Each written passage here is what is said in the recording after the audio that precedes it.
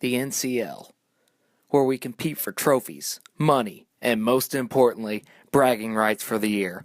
Welcome to the first NCL Scoreboard Breakdown, where we break down each matchup from the previous week, get behind-the-scene reactions from coaches, analysts, players, and team owners. While there were not many close games this week, the outcomes had big implications on the playoffs. Let's jump right into the first matchup between first place, I'm a coach, and Baller of the Year frontrunner, America's team. After the 98-76 defeat that had T-Hall crying he should have started Russell Wilson, we caught up with a few of the players from both sides to get their reactions. Let's take a look. Touchdown. Easy. Julius Thomas. It's more kind of funny and comical to us, but we don't see what. Like I went home and cried because I thought my dream wasn't coming true.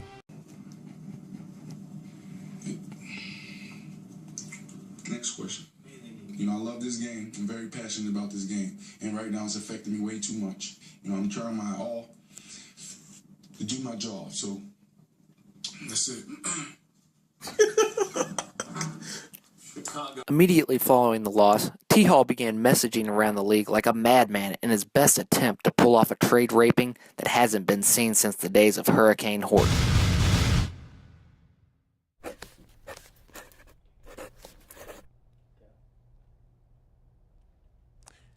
Am I wasting your time? Well, isn't that karma? Because you're wasting your league's time with those ridiculous trade offers. Keep it up and I'll teach you a four-letter word for pain. It's ouch.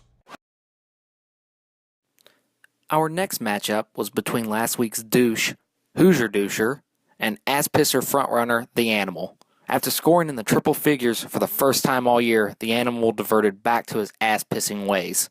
Coach, what do you think of Alex's performance? Well, I'll start off by saying this. Do not blame that game on the defense, okay? I don't care who you play, whether it's a high school team, a junior college team, a college team, much less an NFL team.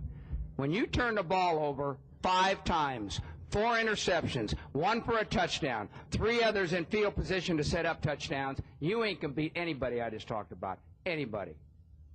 All right? And that was a disgraceful performance, in my opinion. We threw that game. We gave it away by doing that. We gave them the friggin' game. In my opinion, that sucked. Scoring 39 points and The Animal getting his third douche of the week so far this year does suck. It was almost as if it was a passing of the douche, as Dan seems to have turned a new leaf. Sitting at 5-3, he really looks primed to make a playoff push. What's that? Playoffs? Don't talk about it. Playoffs? You kidding me? Playoffs? I just hope we can win a game. Another game. What was I thinking, Coach? It's Dan's team. You're right. No way he makes the playoffs. I do want to give a shout-out to the best QB of all time and the only thing keeping Dan's team afloat and from competing for another ass-pisser. Congrats, Peyton. You're the man. Now, enough about Dan and Alex's garbage-ass teams. Let's take a look at Patrick and Eisenberg's matchup. After getting off to a hot start with 23 points from Shane Vereen Thursday night, things were looking pretty bright for the kids. Just when we thought things couldn't get better, it was announced his number 1 pick, Jimmy Graham, would suit up and play after being in doubt all week. Once the Sunday game started, though, it was all downhill for the Whiz kids. Other than the Andrew Luck, Dwayne Allen double dip, the rest of his team disappointed. Graham would have been better off sitting after putting up 0 points.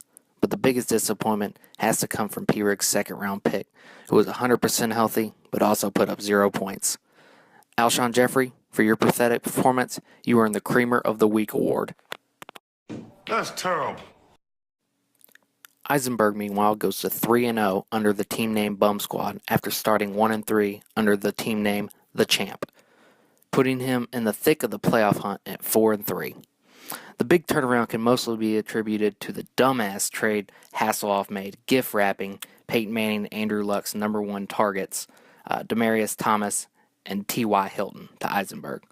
There have been rumblings around the league that Eisenberg must have sold his soul to the devil for all this to fall in his lap. Chris finally responded to these claims. And it really hurts my feelings.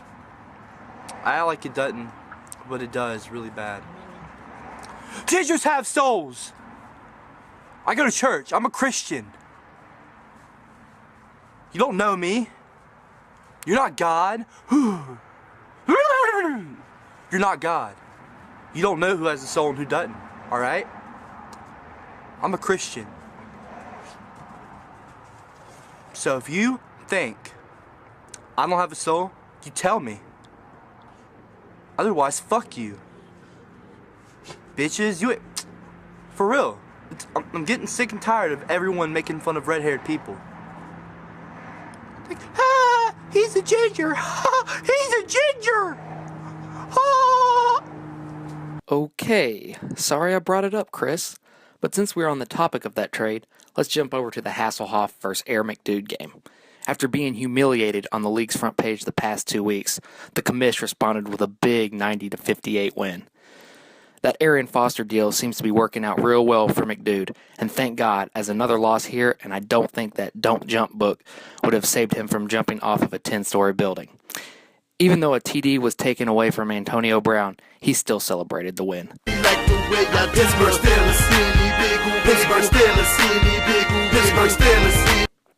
Someone else who celebrated a win this week were the Germantown Cowboys. I mean Squares. Jerry Jones isn't the only one reaping the rewards of the Cowboys' stellar play, as Tyler is in the thick of the playoff chase at 4-3. Big Sale meanwhile fell to 3-4. Aaron Rodgers can only do so much, and when none of the rest of your starters score a touchdown, you are going to be in trouble. I guess that's what happens, though, when this is you 30 minutes before the draft. We saved the best and worst for last. Miraculously, the crippled Bengals have risen to first, and to no one's surprise, except maybe his own, Nate has sole possession of last place at 1-6. Nate had his lead assistant speak on his behalf about last week's performance. Bears are who we thought they were. That's why we took the damn field. Now, if you want to crown them, then crown their ass. But they are who we thought they were, and we let them off the hook. Nate, meanwhile, had this to say about his upcoming matchup with Bake Sale. About that. I will not lose because it's not an option. If you're a competitor, you don't play for second place. You play to win.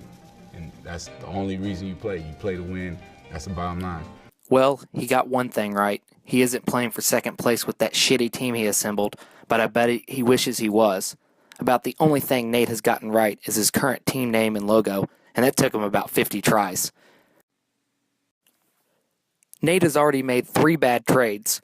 A draft day deal that netted him Christine Michael and Panthers defense, who neither are on his team right now, while I got Nick Foles and Ahmad Bradshaw.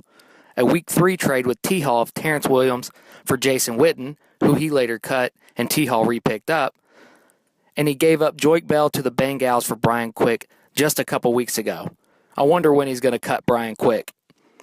All these fucking retarded trades still fall short of how bad his most recent trade attempt was. Thank God the league vetoed it, or we could have gone ahead and given him the ass-piss trophy.